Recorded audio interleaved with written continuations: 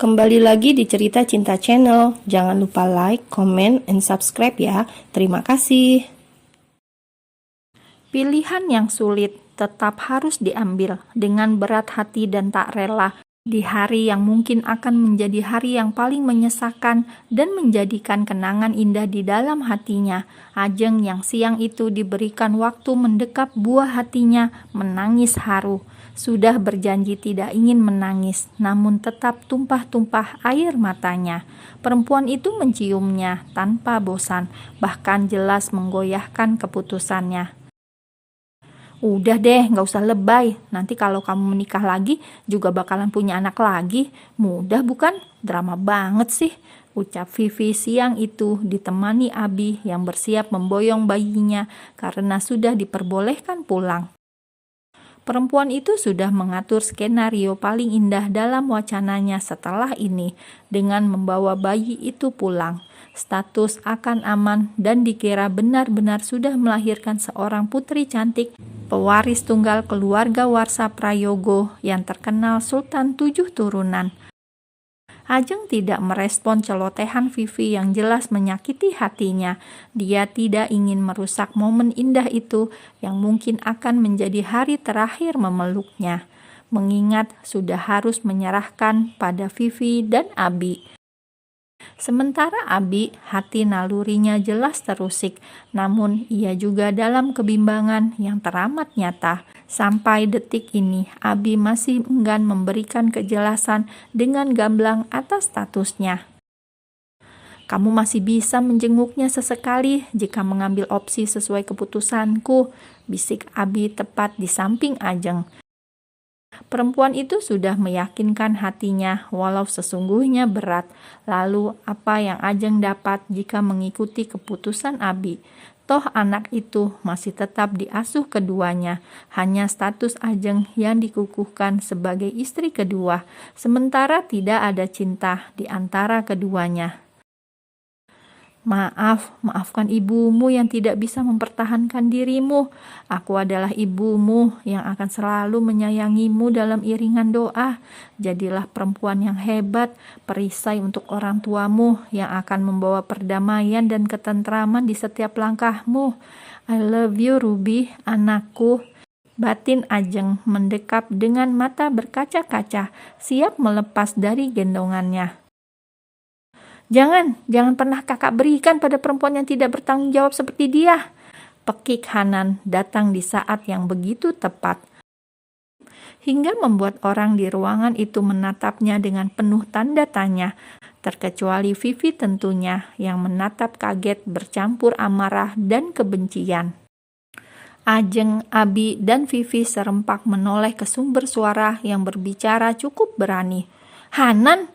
Kur, Ajeng, dan Abi terdengar kompak, menyerukan namanya dengan wajah kaget dan bingung. Sementara Vivi jelas tidak menyangka pemuda itu akan muncul di ruangan yang ternyata kakaknya. Entah suatu kebetulan atau tidak, semua terjadi secara bersamaan.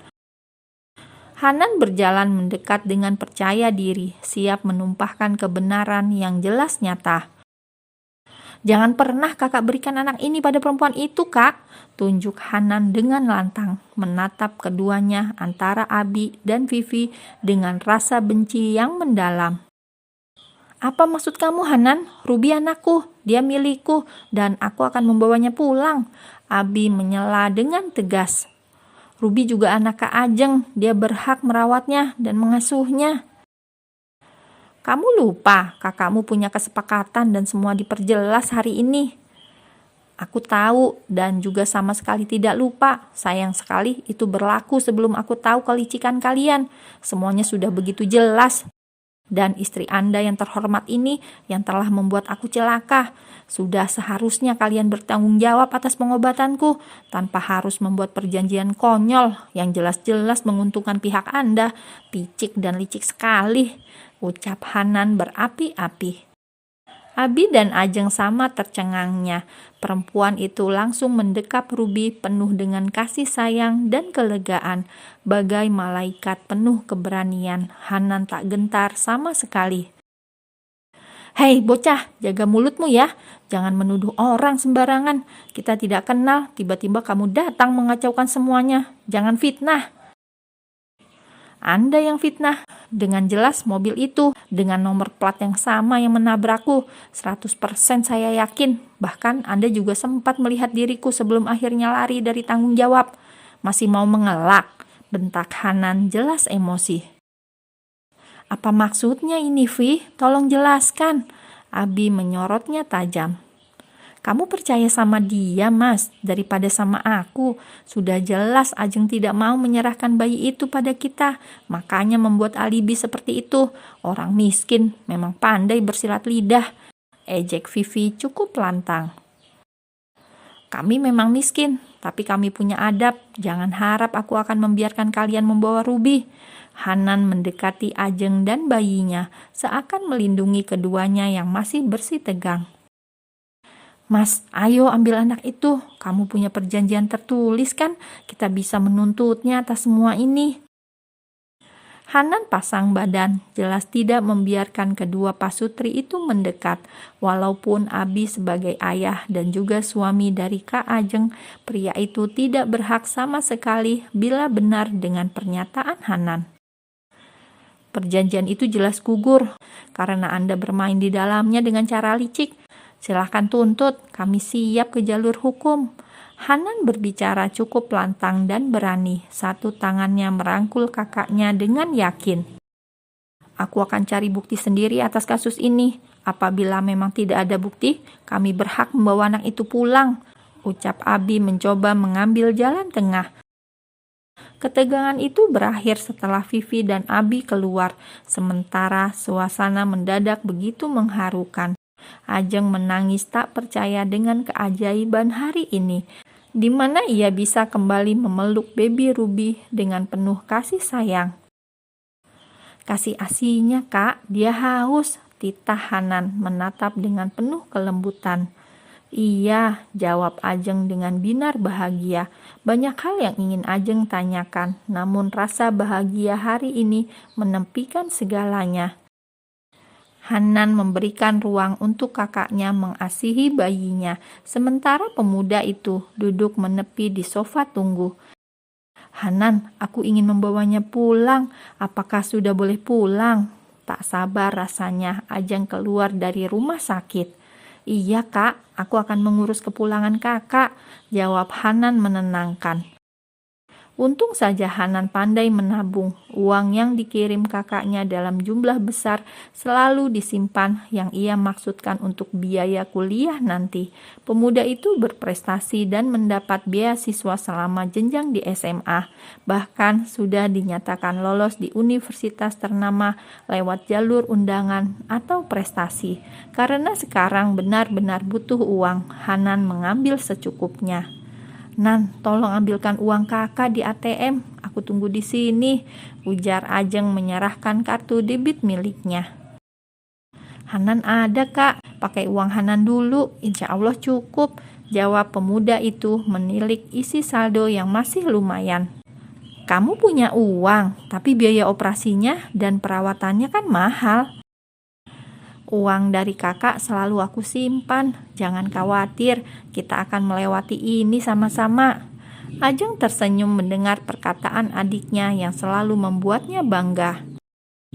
Setelah mengurus semua administrasi hari itu, Ajeng dan bayinya bisa pulang ke rumah. Kakak pakai taksi, aku akan membuntuti mobilnya dari belakang, ujar pemuda itu tersenyum lega. Ajeng lebih dulu pulang ke rumahnya yang diberikan Abi. Sadar diri, sudah tidak punya hak di sini. Perempuan itu hanya mampir mengambil barang-barang pribadinya untuk dipindahkan ke rumah lama mereka. Kakak yakin? Atau kita cari kontrakan dulu saja untuk sementara? Aku takut kakak tidak nyaman, terlebih keadaan Ruby yang nanti dipertanyakan. Aku ikut apa kata kamu saja, Nan. Aku pasrah tentang nanti orang akan menilaiku seperti apa. Yang penting aku bisa sama-sama Ruby, jawab Ajeng tak begitu peduli dengan statusnya. Kak Denis dari kemarin telepon aku terus. Dia nanyain kabar kakak gimana. Aku belum siap ketemu, Nan. Sekarang ada Ruby juga. Aku takut Dennis tidak mau menerima anakku.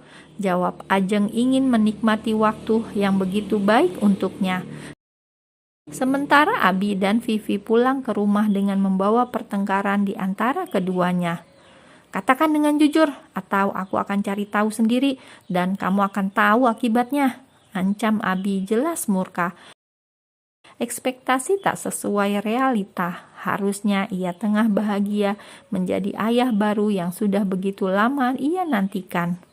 Kamu lebih percaya dengan dia daripada sama aku. Seharusnya kamu tetap ambil anak itu, atau semua rencana kita akan berantakan. Bagaimana bisa aku seegois itu seandainya kenyataannya benar, kalau memang terbukti kamu pelakunya? Kali ini kamu harus bertanggung jawab. Kebohongan kamu sudah kelewatan dan aku tidak bisa menolongmu. Tandas Abi cukup jelas. Kamu ikut memojokkanku. Tak ada bukti apapun. Seharusnya kamu jangan cepat menerima mentah-mentah perkataan pemuda itu. Oke, sampai aku menemukan bukti itu. Dan kamu harus terima konsekuensinya bila terbukti. Siap, cari saja sepintar kamu. Seharusnya kamu berpikir untuk membawa anak itu pulang. Emang kamu mau hak asuh anakmu jatuh pada Ajeng yang miskin itu? Diam, dia ibunya. Kamu membuatku pusing saja. Terus bagaimana kita ngejelasin ke mama kamu kalau anaknya nggak ada? Sedang ibumu taunya aku sebentar lagi melahirkan. Jujur, aku tidak mau berbohong lagi. Aku lelah dengan sandiwaramu. Aku tidak mau, pokoknya kamu harus ambil anak itu. Kamu berhak, kamu ayahnya. Abi jelas dibuat pusing dengan tingkah istri pertamanya apabila memang benar tidak ingin menelan mentah-mentah dari keduanya. Pria itu pun bersikap lebih tenang, namun tetap mencari bukti yang akurat.